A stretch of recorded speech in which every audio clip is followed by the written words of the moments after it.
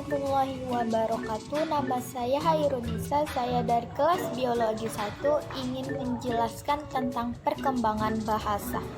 Yang A, ada sejarah pertumbuhan bahasa Indonesia. Kenapa sih bahasa Indonesia berasal dari bahasa Melayu? Untuk menjawab mengapa bahasa Indonesia berasal dari bahasa Melayu, ada beberapa faktor. Yang pertama, bahasa Melayu sebagai lingua franca. Bahasa Melayu sudah digunakan sebagai bahasa perdagangan sejak zaman Sriwijaya. Di sini, bahasa Melayu menjadi bahasa yang dapat dipahami dan digunakan dalam perdagangan oleh berbagai suku dengan latar belakang ibu bahasa yang berbeda. Sehingga dengan demikian bahasa Melayu menjadi lingua franca dalam aktivitas perdagangan. Dengan menjadi lingua franca, bahasa Melayu menjadi cepat tersebar ke seluruh berbagai daerah di Nusantara. Yang kedua, sistem bahasa Melayu praktis dan sederhana. Bahasa Melayu berbeda dengan bahasa lainnya di Indonesia dalam segi strukturnya. Struktur dalam bahasa Melayu tidak mengenal unda, usuk atau bahasa yang disampaikan berdasarkan strata nasi sosial yang dipakai oleh masyarakat Jawa. Misalnya dalam penggunaan kata sapaan. Di Jawa, kata sapaan seorang anak kepada orang tua akan berbeda dengan seorang anak kepada teman sebayanya. Sehingga kepraktisan dan kesederhanaan inilah yang membuat bahasa Melayu lebih diterima dibanding dengan bahasa lain. Yang ketiga, kebutuhan politik. Untuk mengatasi perbedaan bahasa yang ada di Indonesia tidak mungkin memilih salah satu dari ratusan bahasa ibu yang dimiliki oleh suku-suku yang tersebar di Nusantara. Karena dengan memilih salah satu bahasa ibu sebuah suku, hal itu akan dapat menimbulkan potensi konflik rasial yang dapat mengakibatkan perpecahan. Maka, memilih bahasa Melayu adalah pilihan tepat karena bahasa tersebut telah dipahami di berbagai daerah di Nusantara sebagai bahasa perdagangan. Demikianlah 3 ulasan mengapa bahasa Melayu menjadi bahasa terpilih menjadi sebagai bahasa persatuan. Dari hal yang bersifat komunikasi sampai politis. Namun dalam perkembangannya saat ini, bahasa Indonesia yang kita kenal dan kita gunakan sekarang ini sudah tidak sama lagi dengan bahasa asalnya, yaitu bahasa Melayu. Banyaknya faktor yang mempengaruhi perkembangan tersebut. Di antaranya faktor tersebut adalah faktor waktu, politik, sosial, budaya, dan estetik. Yang B atau yang kedua ada perkembangan bahasa Indonesia. Yang pertama ada perkembangan bahasa Indonesia sebelum merdeka. Pada dasarnya bahasa Indonesia berasal dari bahasa Melayu.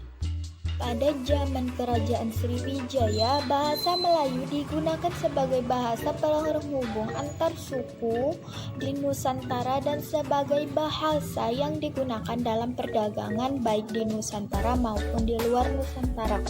Perkembangan dan pertumbuhan bahasa Melayu tampak lebih jelas dari peninggalan-peninggalan sejarah. Misalnya, yang pertama, tulisan yang terdapat pada batu nisan di Minyetujoh, Aceh pada tahun 1380 Masehi. Yang kedua, prasasti kedudukan bukit di Palembang pada tahun 683 Masehi.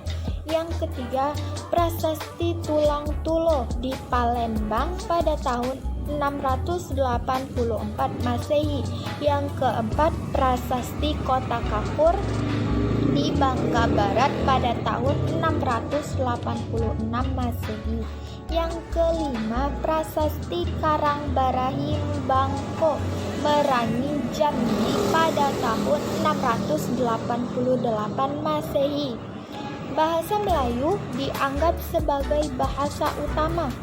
Pada saat itu, bahasa Melayu kemudian difungsikan sebagai berikut.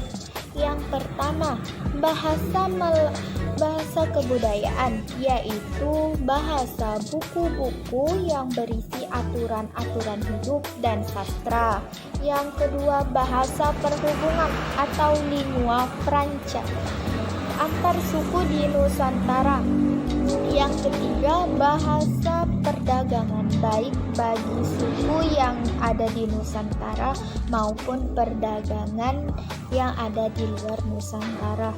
Yang keempat, bahasa resmi kerajaan. Yang kedua, ada perkembangan bahasa Indonesia sesudah merdeka. Bahasa Indonesia lahir pada tanggal 28 Oktober 1928. Pada saat itulah para pemuda dari pelosok Nusantara berkumpul ke dalam rapat. Para pemuda berikrar sebagai berikut. Yang pertama, kami putra dan putri Indonesia mengaku bertumpah darah yang satu tanah air Indonesia. Yang kedua, kami putra dan putri Indonesia mengaku berbangsa yang satu, bangsa Indonesia. Yang ketiga, kami putra-putri Indonesia menjunjung tinggi bahasa persatuan bahasa Indonesia. Ikrar pemuda tersebut dikenal dengan nama Sumpah Pemuda. Poin yang ketiga adalah merupakan pernyataan tekad akan berbahasa Indonesia sebagai bahasa persatuan. Kini bahasa Indonesia dipakai oleh berbagai lapisan masyarakat Indonesia. Adapun beberapa bahasa Indonesia yang sering digunakan dalam bahasa nasional dan bahasa negara. Yang pertama, bahasa Indonesia sebagai identitas nasional. Yang kedua, bahasa Indonesia sebagai kebanggaan nasional. Yang ketiga, bahasa Indonesia sebagai alat komunikasi. Yang keempat, bahasa Indonesia sebagai pemersatu bangsa yang berbeda suku, agama, ras, adat istiadat, dan budaya. Pada tanggal 25 sampai 28 Februari 1975, hasil perumusan seminar politik bahasa nasional yang diselenggarakan di Jakarta. Di bawah ini sebagai fungsi dan kedudukan bahasa Indonesia sebagai bahasa negara. Yang pertama, bahasa Indonesia sebagai bahasa resmi kenegaraan. Yang kedua, bahasa Indonesia sebagai alat pengantar dalam dunia pendidikan. Yang ketiga, bahasa Indonesia sebagai penghubung pada tingkat nasional untuk kepentingan perencanaan dan pelaksanaan pembangunan serta pemerintah. Yang keempat, bahasa Indonesia sebagai pengembangan kebudayaan nasional, ilmu dan teknologi. Yang ketiga, ada problematika pembelajaran bahasa Indonesia. Perbedaan antara bahasa resmi dan tidak resmi adalah titik mendasar mengapa pentingnya mempelajari bahasa Indonesia. Sebab sering terjadi ketika seseorang yang biasa berbicara dalam bahasa Indonesia ketika hendak berpidato justru malah kesulitan, terlebih ketika membuat karangan ilmiah. Penggunaan bahasa resmi memang kadang terabaikan dalam ranah-ranah formal, seperti salah satunya di sekolah. Padahal semakin peserta didik terbiasa menggunakan bahasa resmi, maka semakin mudah ia dapat mempelajari bahasa Indonesia.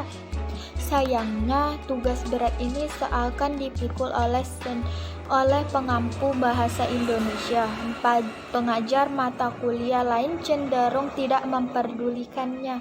Paradigma semacam ini semestinya diubah, karena lewat pembiasaanlah Penggunaan bahasa Indonesia yang baik akan tercipta sehingga pembelajaran bahasa Indonesia pun akan mulai menuai hasil maksimal.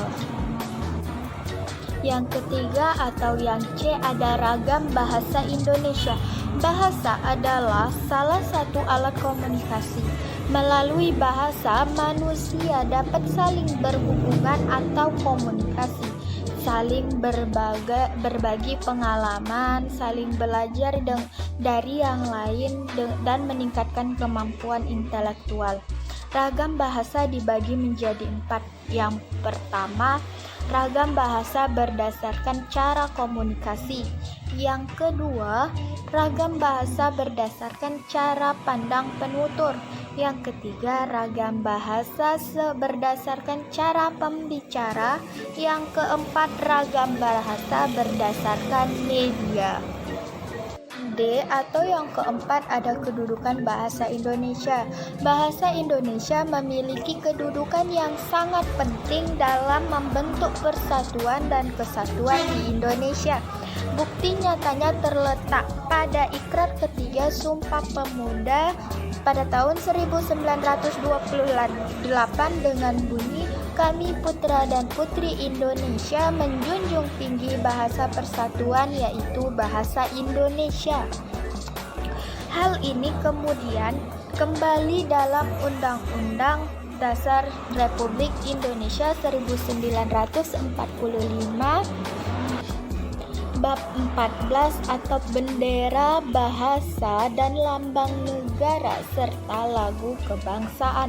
Pasal 36 menyatakan bahwa bahasa negara ialah bahasa Indonesia. Kedudukan bahasa Indonesia terbagi menjadi 2. Yang pertama, sebagai bahasa nasional dan bahasa negara. Sebagai bahasa nasional, bahasa Indonesia berfungsi sebagai lambang kebanggaan nasional, lambang identitas nasional, alat pemersatu dan alat penghubung antar budaya dan antar daerah.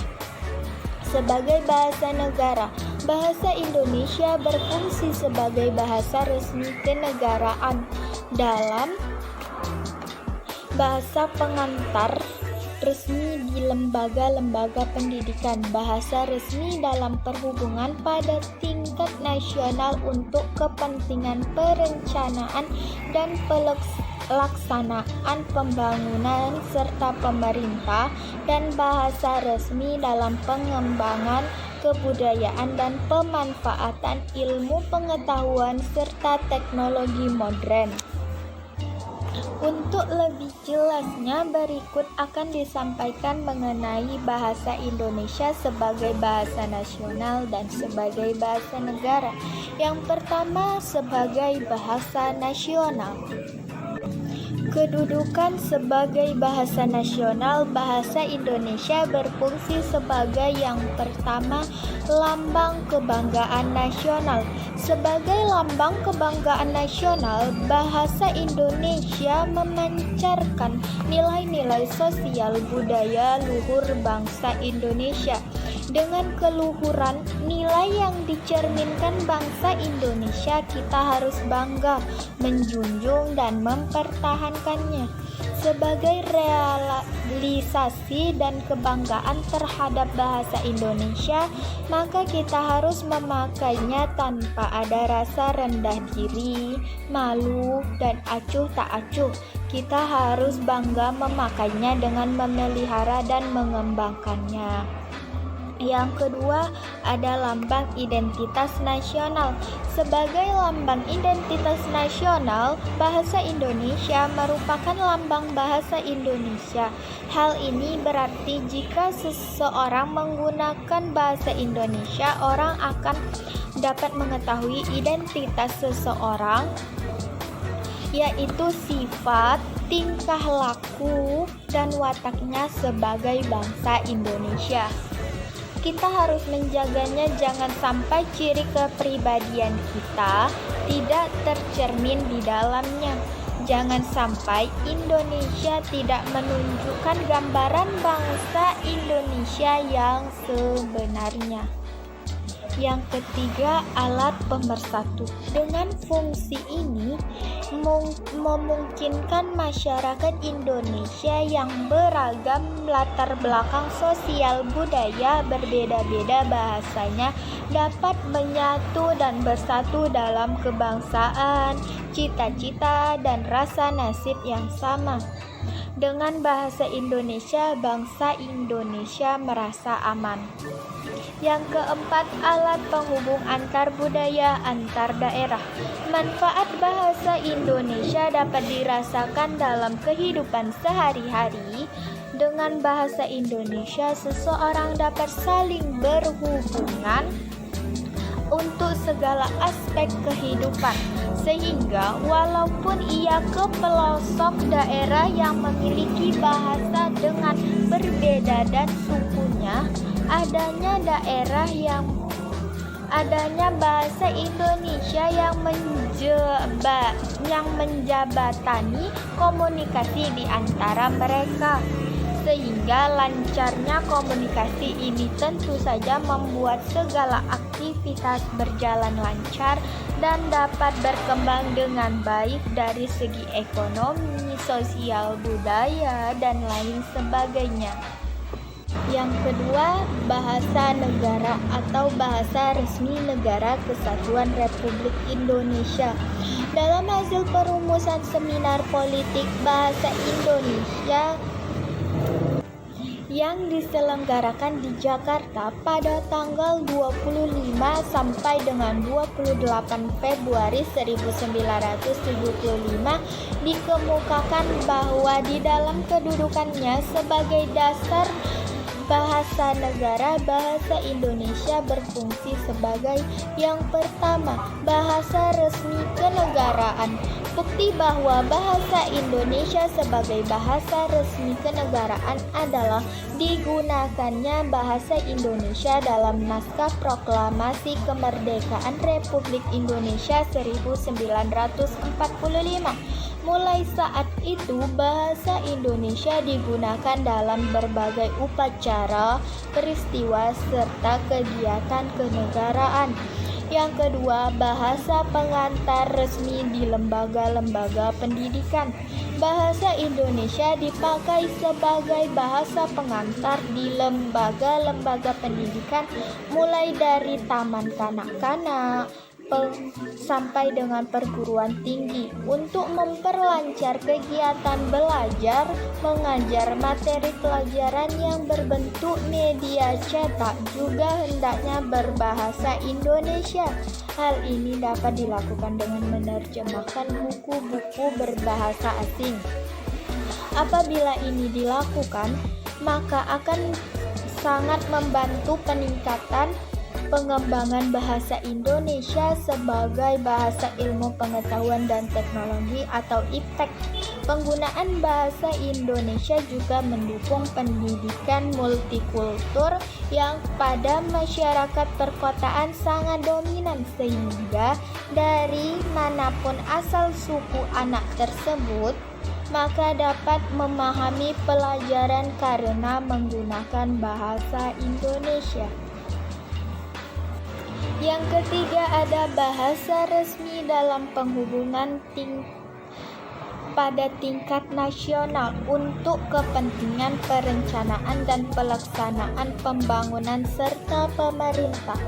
Bahasa Indonesia dipakai dalam hubungan antar badan pemerintah dan penyebar luasan informasi kepada masyarakat. Sehubungan dengan itu, hendaknya diadakan penyeragaman sistem administrasi dan mutu media komunikasi massa. Tujuan penyeragaman dan peningkatan mutu tersebut agar isi atau pesan yang disampaikan dapat dengan cepat dan tepat diterima oleh masyarakat. Yang keempat, bahasa resmi dalam pengembangan kebudayaan dan pemanfaatan ilmu pengetahuan serta teknologi modern. Kebudayaan nasional yang beragam berasal dari bahasa Indonesia yang beragam pula. dalam penyebarluasan ilmu dan teknologi modern yang beragam agar terjangkau pemakaiannya lebih luas. Penyebaran ilmu dan teknologi baik melalui buku-buku pelajaran, buku-buku populer, majalah-majalah ilmiah maupun media cetak lain, hendaknya menggunakan bahasa Indonesia.